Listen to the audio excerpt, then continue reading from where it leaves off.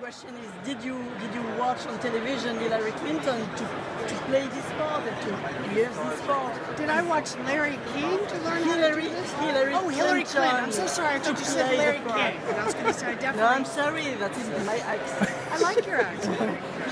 Sorry. Yeah, not Larry King.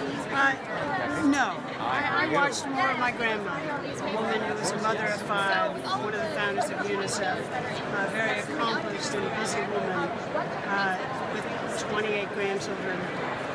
I thought about her a lot. Because she was a powerful woman, or because she was? Because she was all woman. Yes. Thank you. Oh, God, fine. How's it going? Good. Can we not be that close? And that's nothing about your breath. It's about the way I must look. Like Take a hit, Tommy. You look great. We're far back. You're right there. You're far back. You're awesome. Got it on video? Oh, yeah. Is that all right? Shoot. All right. All right.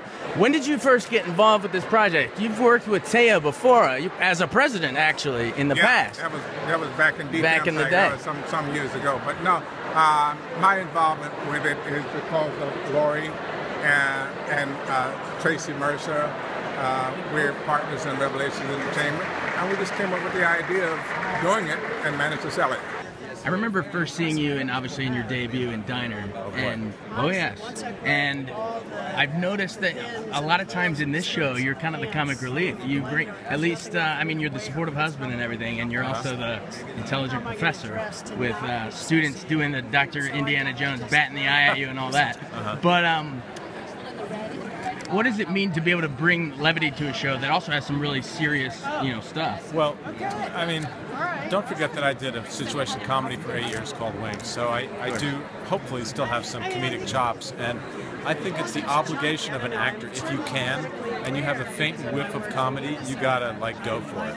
So, we deal with some very serious issues in this show, but, if I can find any humor, I'm going to see if I can squeeze it for all it's worth. One of my favorite movies of yours is Nashville, of course. Yeah, that's going back. All right. Oh, yeah. I love that old history. If your Oscar-winning, song then was "I'm Easy," what would be the philosophy of your president? I'm what, if you had to put it in 2 words? I'm thinking. I'm thinking. Yeah. For an answer, or that's it? That's the answer. Awesome. Yeah, I'm thinking. Because, it seems to me that whoever is in this position in life, it's Barack Obama now, and whoever it is next, and whoever it's been in the past, I think that's probably the most demanding part of the job is gathering all of the information and thinking long and hard before making a decision. Talk about the writing a little bit, because I remember there's one bed, pillow talk scene where you quote, I think it's Thomas Aquinas, so it's a little philosophizing and then a little joking too at the same time. Talk about the script and the writing. Well, I play someone who I don't think we've ever seen on television before, which is a religious scholar, and a professor of religion, who's on a very high level. His hero is Thomas Aquinas. He quotes him a lot.